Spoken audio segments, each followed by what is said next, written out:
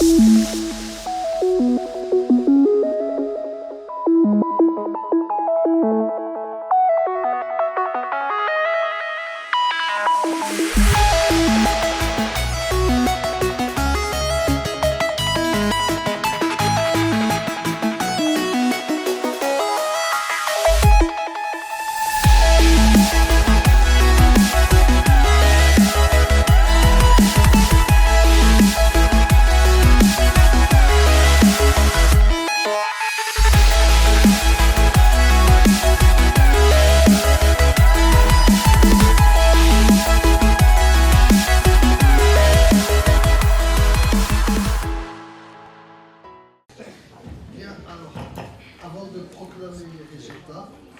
repasse la parole à Madame Menabès, qui va nous rappeler brièvement le contexte et les objectifs de ce challenge.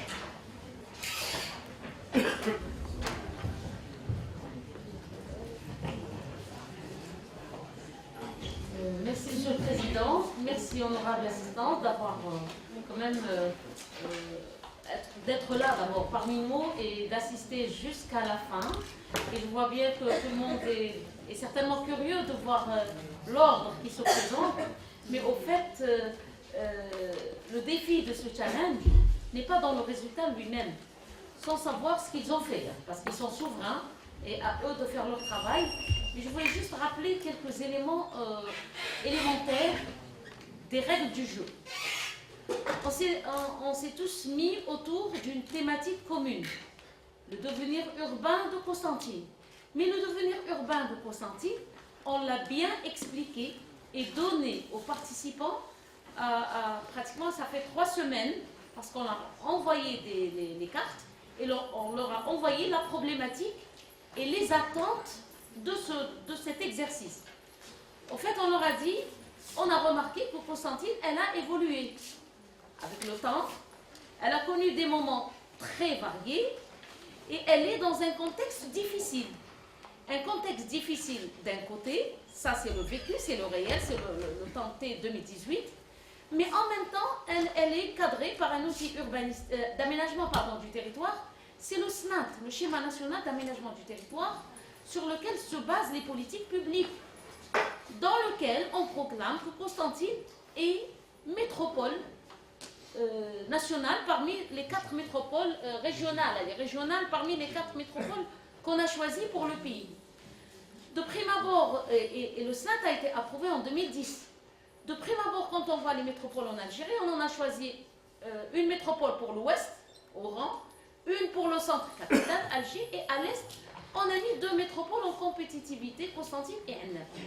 Et pour les habitants de la ville ou de la région, etc., on dit toujours, Ménès, vous êtes favorisés, on vous a donné 2 métropoles. C'est comme si c'est une d'évidence qu'on a donné à un territoire, alors que le territoire, c'est lui-même qui se replace, qui fait sa place, dans sa dynamique, dans son évolution, etc. Dans ce contexte, on était conscient que Constantine n'est pas métropole. Et elle ne l'est pas. Et elle ne l'est pas, et c'est ça le grand défi. Donc, quand on a lancé cet exercice, on voulait savoir, parce qu'on a dit, on va repenser le centre-ville à court, moyen et long terme. On a eu les autorités locales, dans le maire le premier jour, on a eu la représentante de l'APUI le premier jour et le président de l'APUI de Constantine le premier jour, et qui nous avaient parlé également de leurs soucis et leurs attentes. Vous savez que les élus, ils ont un mandat. Dans un mandat, ils veulent bien faire leur apparence. Donc, ils ont déjà consommé je le dis, je suis à l'aise parce que moi-même, j'étais élue. Et le travail d'urbanisme, c'est un travail quand même à long terme. C'est pour ça que dans la problématique, on s'est dit qu'il y a des choses qui se font à court terme, à moyen terme et à long terme. On a dit, est-ce qu'on peut imaginer un jour, Constantine, qu'elle devienne métropole? Donc, on s'attendait dans les réponses des différentes propositions, qui a répondu à cette question? Est-ce que Constantine est métropole? Où, quand et comment? Ou est-ce qu'elle ne le sera jamais? On l'a vu dans une proposition. J'en ai vu également, on a parlé de Constantine aménager le centre. Oui, alors dans le centre, il y a tous les opérations de retour sur le centre. Revaloriser, restructurer, rénover, réaffecter, etc. Là, il y a du faisable, il y a du non faisable. Tout le monde aussi s'accorde à dire que Constantine a plein de contraintes physiques, naturelles. Site historique, c'est un atout et c'est une contrainte. Parce qu'un site historique est dans ses abords, on ne peut pas faire ce qu'on veut. Il y a des règles qui régissent l'urbanisation du centre historique et de ses abords. On ne peut pas détruire comme on veut et on ne peut pas construire ou l'occuper comme on veut. Donc c'est une deuxième contrainte.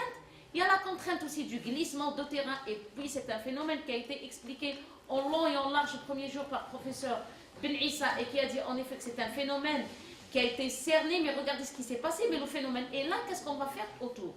Et en effet, on remarque un fait autre saillant aussi, c'est que la population qui est en train de quitter le vieux centre, la ville ancienne, la ville mère, au profit de la ville nouvelle. Donc il y a plein de dynamiques autour, et en même temps, le bâti connaît un vieillissement. C'est dans tout ce contexte où on a demandé aux intervenants de réfléchir sur la question. Et un problème crucial aussi, c'est celui de la congestion du centre et du conflit piéton-voiture, tel qu'il se présente. Pratiquement, et nous sommes sur une des vieilles villes d'Algérie. C'est ça les éléments saillants, phares et le contexte dans lequel on a interpellé les uns et les autres pour y répondre. Personnellement, j'estime que, avec toute modestie et un avis personnel, ça n'engage que moi, j'estime que pratiquement tout le monde a répondu d'une manière ou d'une autre. J'estime que les propositions étaient complémentaires. Certains avaient répondu à certains aspects, d'autres en préconisaient d'autres. Donc on laissera, là c'est juste des éléments de rappel, pour laisser la parole au jury, à qui on fait amplement confiance, qui vont nous dire ou parler de leur démarche. Et s'ils n'avaient pas eu de difficultés, parce que pour ma part, je n'aime pas être à votre place. Je ne sais pas s'ils ont réussi à se départager sur des choix, sur des classements, sur je n'en sais rien, qu'est-ce qu'ils vont nous donner comme délibération. Je vous remercie, Monsieur le Président. Merci, Madame Béatrice. Est-ce que les collègues membres du jury ont quelque chose à dire avant qu'on proclame les résultats? Alors, prenez le micro.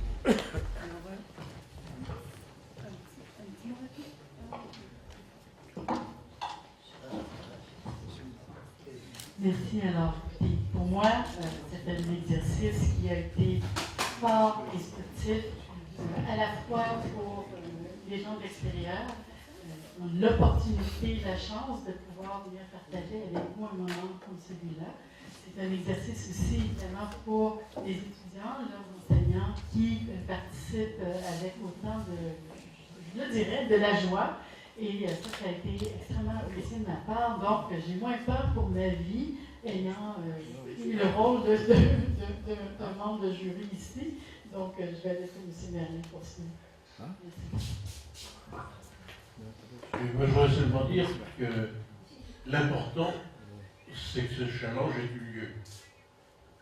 Je me rends compte de tout ce que ça a pu représenter comme difficulté en termes d'organisation, d'administration et de financement. Et c'est, je dirais, à la limite, quasi miraculeux qu'on arrive à organiser un tel challenge. J'ai également beaucoup apprécié la séance inaugurale et les 5 conférences qui sont succédées, qui nous ont donné une vision de Constantine et de ses problèmes urbains à travers le temps et à travers l'espace tout à fait extraordinaire. Alors ces 2 points que je viens de soulever, le mérite en revient à une personne, c'est Mme Benabass Lecouche, et je voulais la remercier au nom de vous tous, je pense, d'avoir si efficacement organisé ces réunions et ce challenge.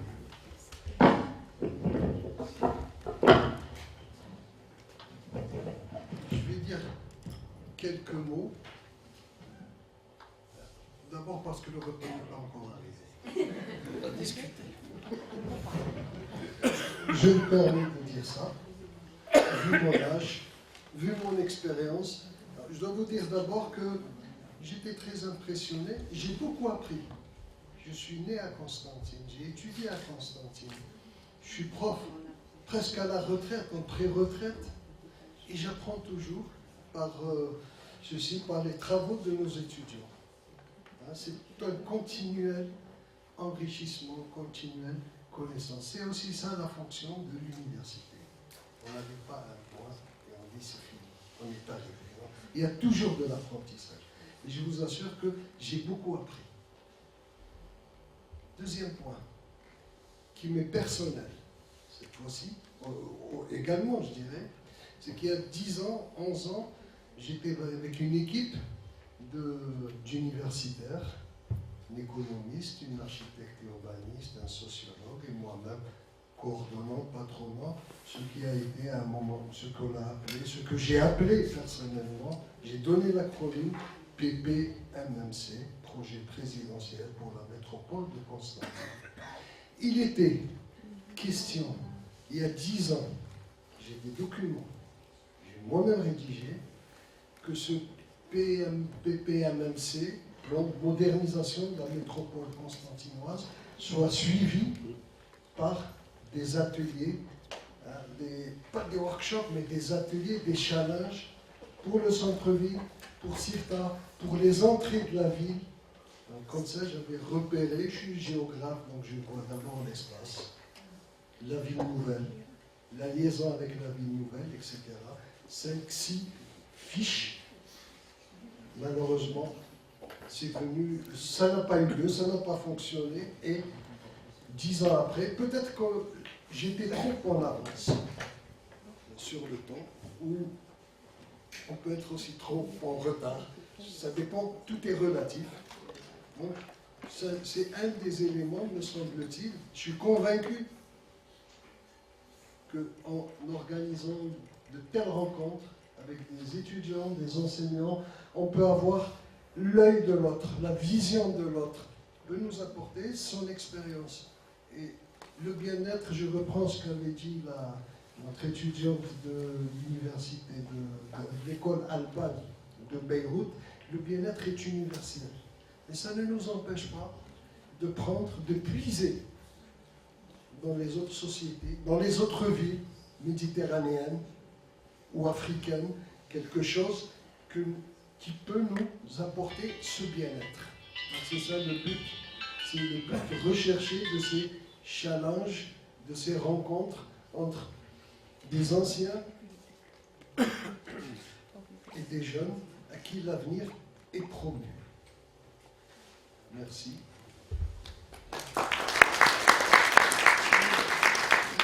Donc, solennellement, nous allons proclamer les résultats. Avant M. Chiban, dis un mot. M. Chiban, pour ceux qui ne connaissent pas, est ancien président de l'APC de Constantine, un ancien maire de la ville de Constantine. Mais il est toujours élu cette fois-ci.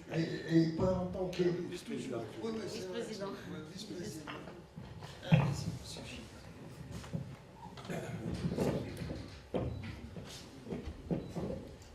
بسم الله والصلاة والسلام على رسول الله.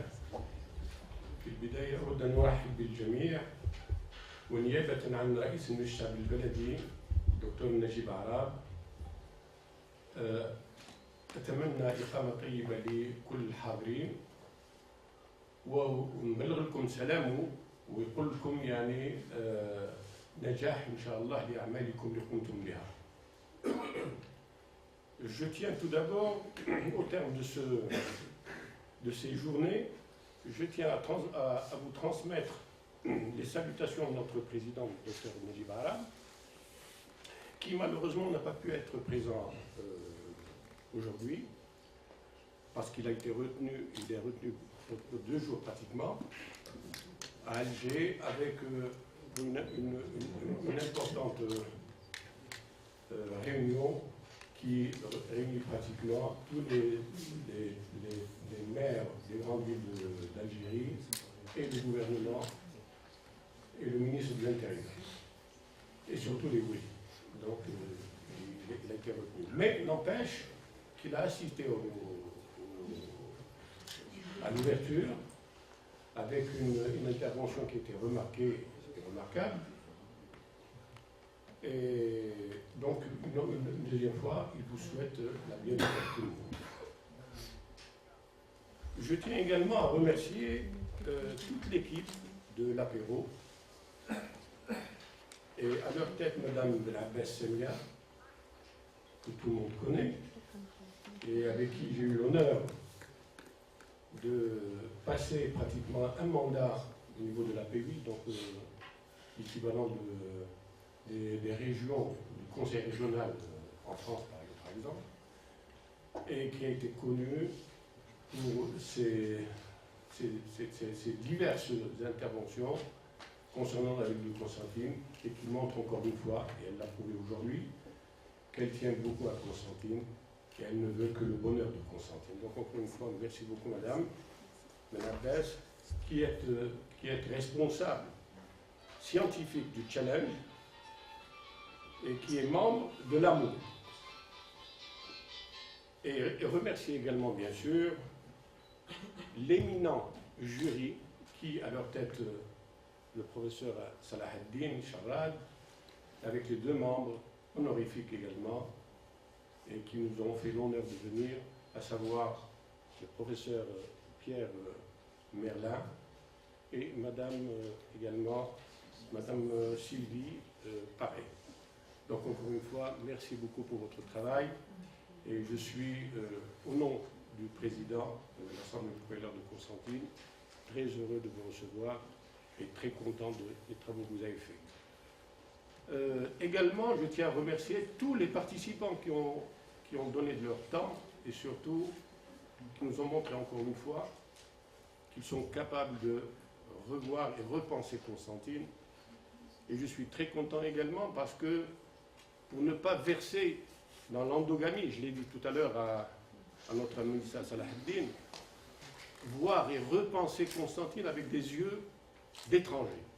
Il n'y a pas mieux que ça, parce que quand on verse dans l'endogamie, peut-être qu'on n'en sera que saturé, peut-être que la vision ne sera que restreinte. Donc c'est très bien qu'on voit que nous avons des amis qui viennent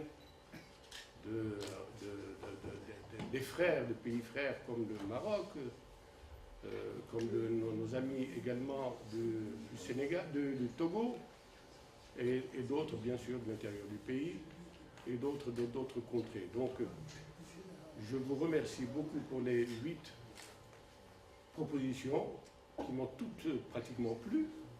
Chacune a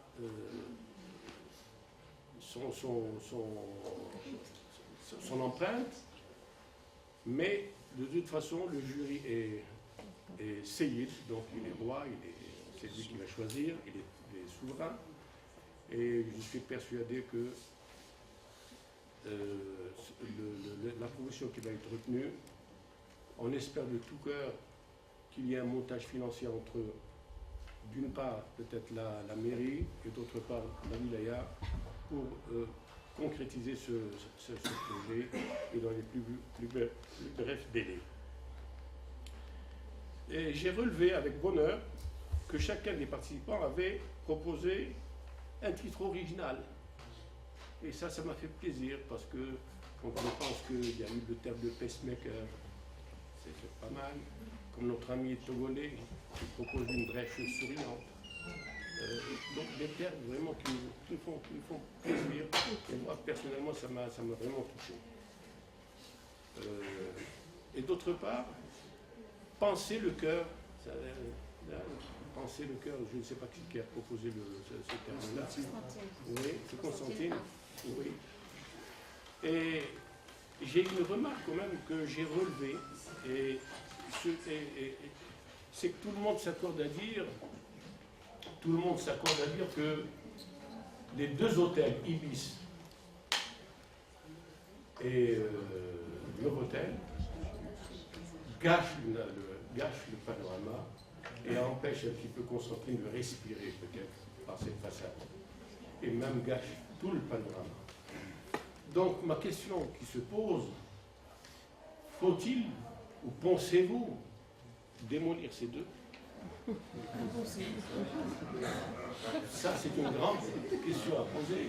Et là, c'est vrai, parce que tout le monde s'accorde à dire ça, mais je l'ai remarqué, je ne sais pas si vous l'avez fait. Ils peuvent demander Réaliste. On parle du réalisme. Pour donner plus d'air et gagner peut-être le panorama de notre ville. Et je finirai bien sûr parce qu'a dit monsieur, quelqu'un l'avait relevé tout à l'heure, monsieur Georges Pouchardière, qui a dit que ne parlez pas de sites pittoresques tant que vous n'aurez pas vu Constantine. Il n'y a pas plus bel hommage à Constantine.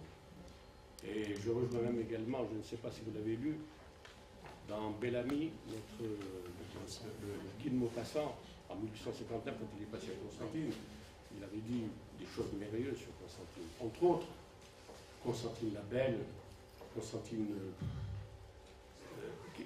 il la compare à une reine, Constantine qui est une reine, gardée comme une reine par un serpent qui s'enroulait à ses pieds, qui le rumelle, et qui a tracé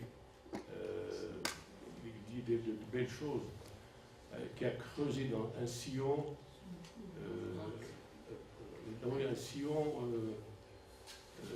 merveilleux, un truc comme ça, qui donne des flammes éternelles, parce qu'il compare pratiquement le bas des rochers à ces flammes éternelles, puisqu'elles sont un petit peu rougeâtres et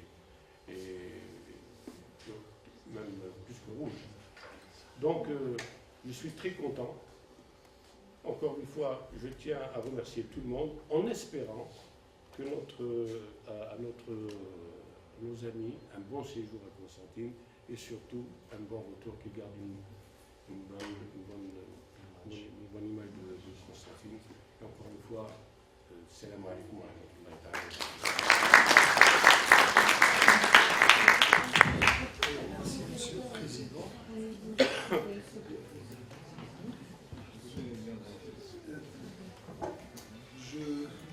Je passe à la proclamation des résultats.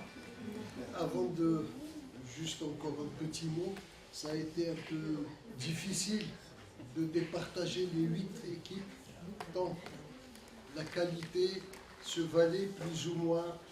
Nous avons pris, pour être bref, nous avons une quinzaine de critères pour pouvoir évaluer, même l'évaluation verbale, le discours des étudiants, si un seul parlait, si les deux parlaient, si les deux candidats parlaient, l'exposé graphique, la pertinence, la faisabilité, l'aspect social, l'aspect économique, la place des habitants, tout ceci a été pris comme élément dans la grille d'évaluation.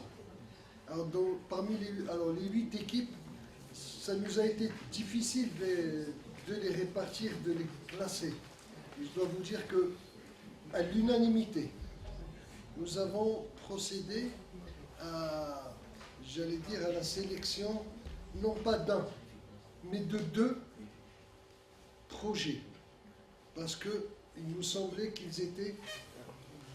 qu'ils dépassaient, qu'ils étaient d'un excellent niveau. Ça ne veut pas dire que les autres ne l'étaient pas, mais ceux-là vraiment surpassaient, qu'on n'a pas pu les dissoudre, enfin les séparer.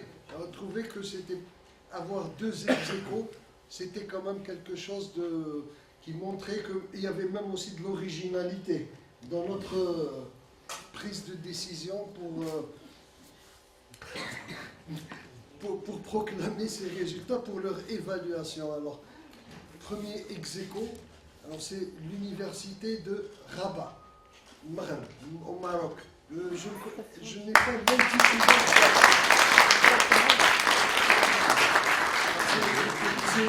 C'est l'université internationale de Rabat. Voilà, j'ai bien noté. Université internationale de Rabat. Et premier ex-aequo également, l'école des beaux-arts Alba de Beyrouth.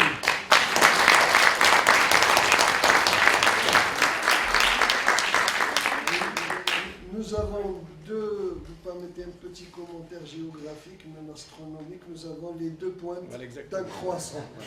L'un à Rabat et l'autre à Beyrouth, et le reste est dedans. Et les deux en matière, nous disons à tout, voilà, félicitations, et que les 6 autres n'ont pas démérité, loin de là. C'est loin de là, et que c'était difficile pour nous de classer 3e, 4e, 5e, parce que les paramètres donnaient l'avantage à l'un ou à l'autre. Et ça veut dire que du travail a été fait, et que dans 1 ou 2 années, au prochain challenge, que tous les futurs étudiants en master, ceux qui terminent, etc., fassent aussi du bon boulot, comme pour une thématique aussi difficile, je le reconnais aussi difficile, un centre-ville aussi difficile, une ville que vous avez dit millénaire, et qui demande beaucoup d'attention. Et merci beaucoup pour votre participation. Merci, Monsieur le Président. Comme vous voyez, donc, le résultat dénotait en effet l'apport des uns et des autres sur une thématique, j'avoue, qui est très complexe. Elle nous interpelle à plusieurs échelles, elle nous interpelle sur plusieurs thématiques, parallèles, transcendantes, complémentaires, antinomiques. Donc, et la réponse, ou les réponses étaient probantes.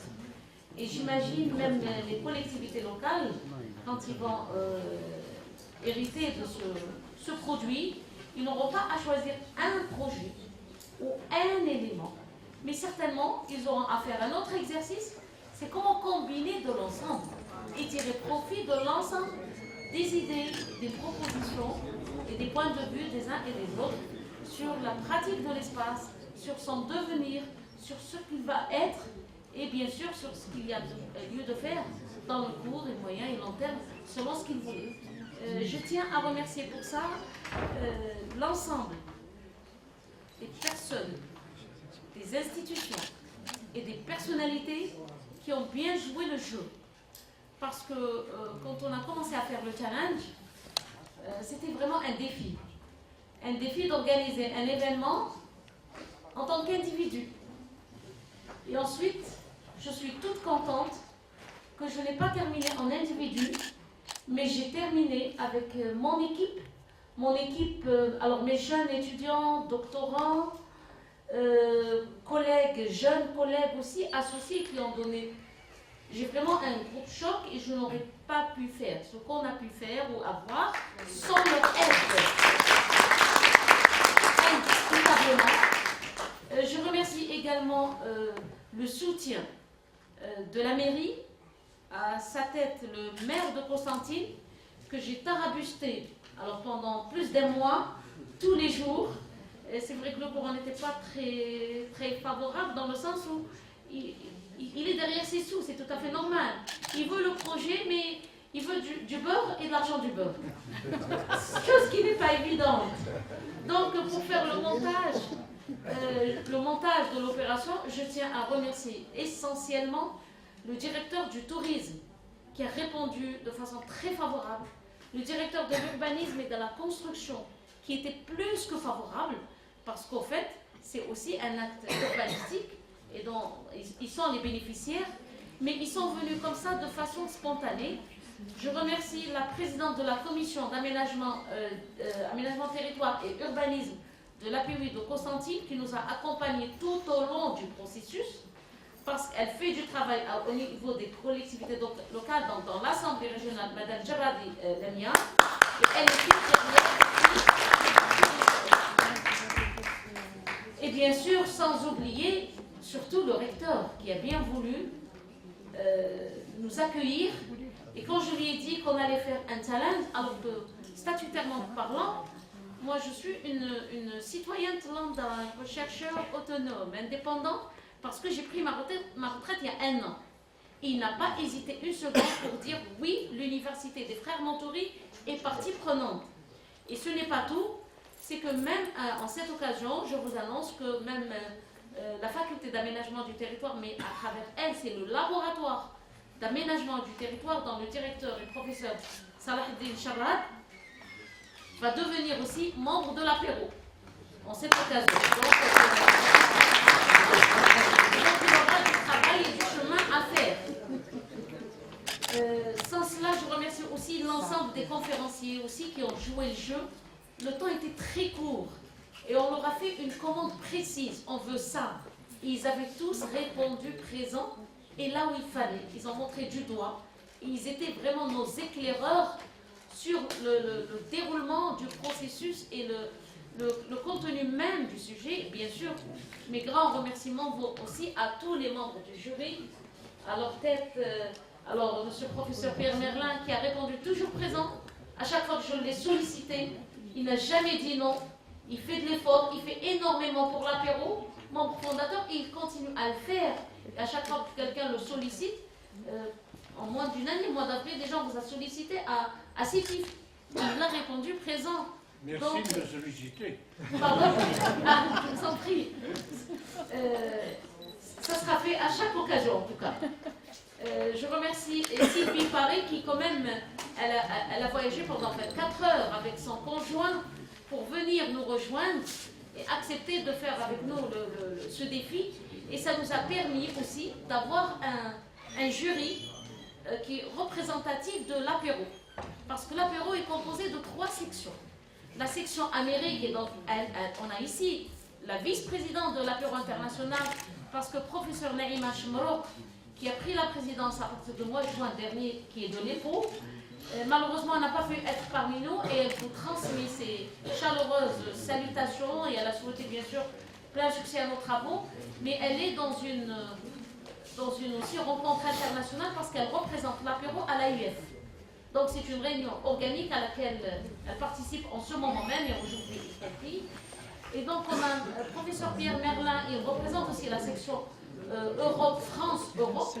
Vous allez vous dire pourquoi France, Europe? Parce que c'est la France qui était derrière le projet de l'apéro en lui-même. Et même en termes d'institutions françaises, j'imagine que c'est la région la plus importante dans le monde qui enseigne et qui a plus d'établissements qui enseignent l'urbanisme. Et bien sûr, la section Afrique-Moyen-Orient est représentée par le professeur Salahidine Chabat, qui fait partie bien sûr de la section géographiquement parlant.